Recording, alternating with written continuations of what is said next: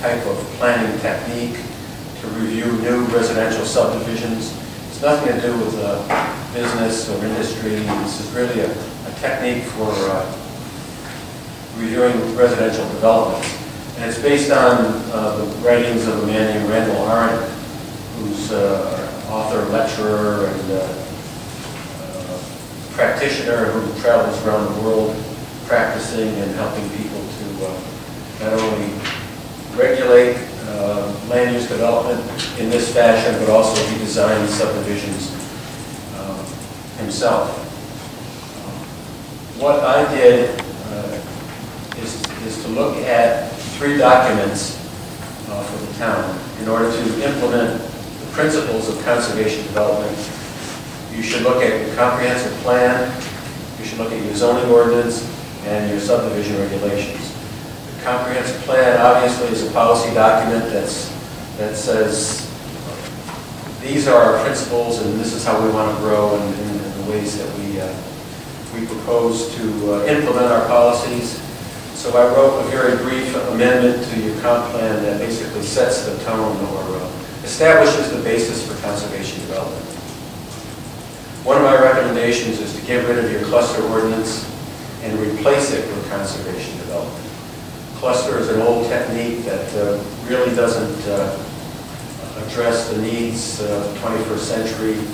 Back in the 70s, when I first started as a planner, that was the greatest thing in the world. That was the cutting edge. But over the years, it's been proven to be, it has limitations. I understand you've had some experience with cluster development. In a way, conservation development is similar to cluster, but it's different in the sense that there's a process set up in the subdivision regulations that will enable you to look at a piece of land being developed in a more critical fashion, in concert with the developer. Not having the developer just come in with a set of plans day one, and drop on the table, but to look at it in a more critical and a more rigid or controlled design and review process that's set forth in the subdivision regulations. So, comprehensive plan sets the policy basis. We will have conservation development for the following reasons. That's followed up by changes to the zoning ordinance, which are not policy, but they're regulatory. The zoning ordinance specifies where conservation developments will be allowed, what zones, what uses will be allowed. Is it just single family or is it other types of housing? How much open space should be set aside as part of the concept? What uses should be allowed in the open space? Who has the authority to review and approve subdivision? That's the Planning Commission.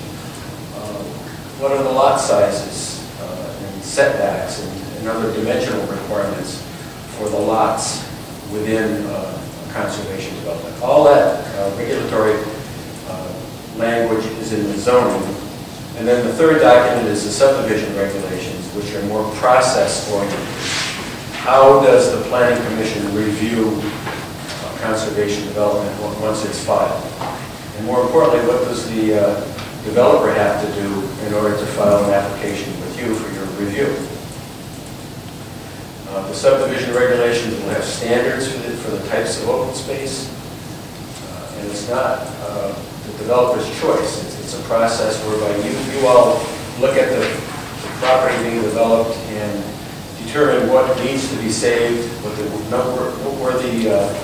features of the site are, what needs to be preserved, and where the best development locations on the property are. The developer will come in at the pre-application stage and using sketch plans or a series of 2 or 3 alternative plans with not a lot of engineering behind them.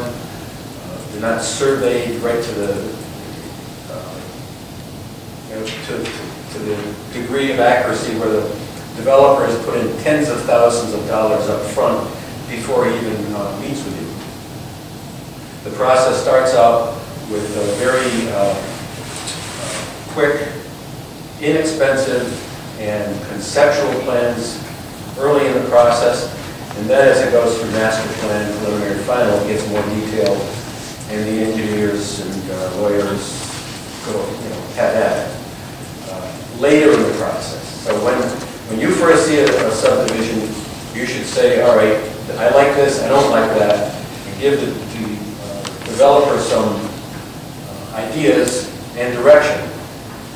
And he knows he's only spent a few $1,000s on the plans. He's not going to be, he's not going to dig in his heels and say, I'm going to resist and fight it because this is what I want and spend all this money. So we're hopefully encouraging a cooperative process that will work for both the property owner, developer, and the town. I'm prepared to go through each of the 3 documents to whatever extent is necessary, answer your questions, and explain a little bit more about what I wrote.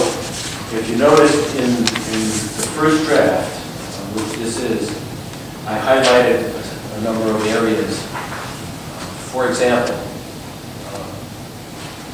what should conservation development, how should it be treated? Should it be mandatory?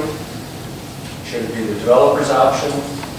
Should it be mandatory just for certain types of subdivisions based on number of lots or size?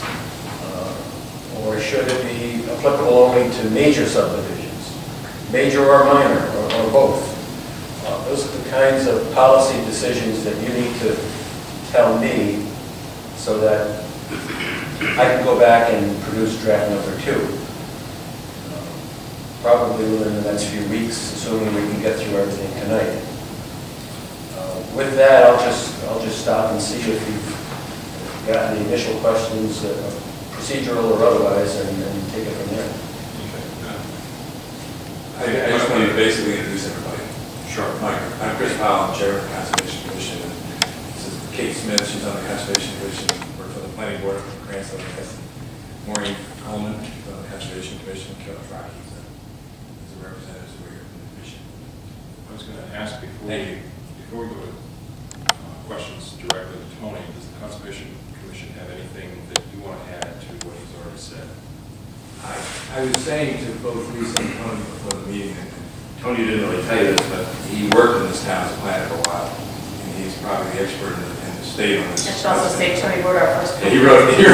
So Tony's been around a long time now, and I've known him for years. So we really respect what he does and how he does it.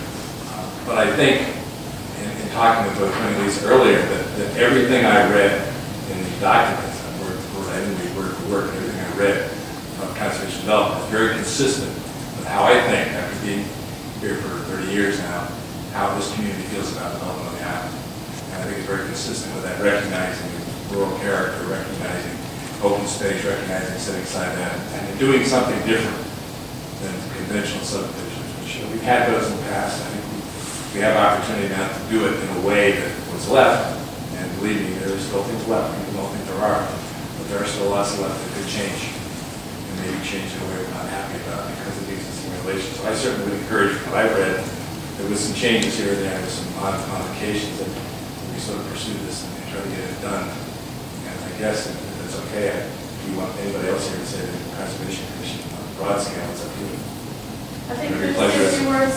First, I think that I know I heard from several of you that this was not necessarily overwhelming, but it was a lot of information to filter in, and especially because not all of you have even reviewed subdivisions for the town, so it makes it even more difficult because the subdivision process is a long one and it's a difficult one, and it's very procedural. So